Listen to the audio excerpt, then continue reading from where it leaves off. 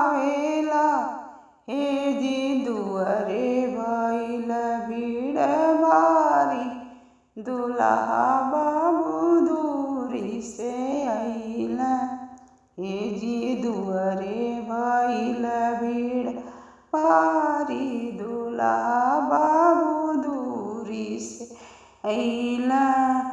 दुअरे पे पापा जी पूजन करौली, दुअरे पे पापा जी पूजन करौली। मम्मी जी मंगल गवली, दुल्हा बाबू दूरी से अइली। मम्मी जी मंगल गवली, दुल्हा बाबू दूरी से अइली। हथियन घोड़वन संग सज धज के आवेली बरतिया। हथियन घोड़वन संग सज धज के बरतिया आवेला।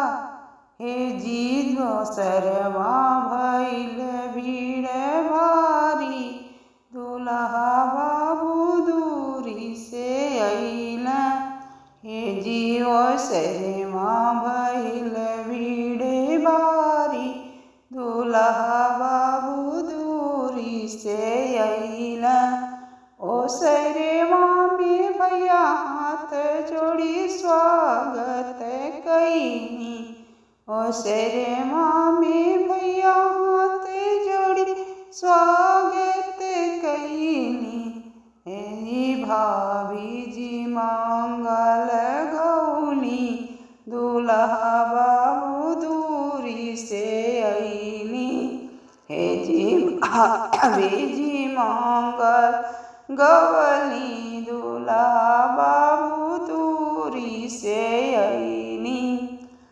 हथियन घोड़वन संग सजी धज के बरतिया अइली। हथियन घोड़वन संग सज धज के बरतिया अइली।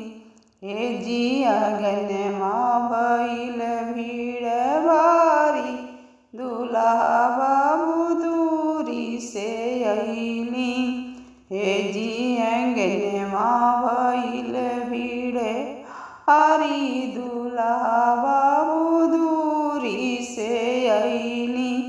अंगना में साली जी स्वागत कइली, अंगना में साली जी स्वागत कइलिन। सखी सब मंगल गौलिन, दुल्हा बाबू दूरी से अइली। सखी सब मंगल गवलिन, दुल्हा बाबू दूरी से अइली। सजी धजी के हथियन घोड़वन सजी धज के अइली बरतिया। हथियन घोड़वन संग सजी धज के बरतिया अइली। हे जी गौआ भइल भीड़ भारी, दुल्हा बाबू दूरी से अइली। हे जी गौआ भइल भीड़ भारी।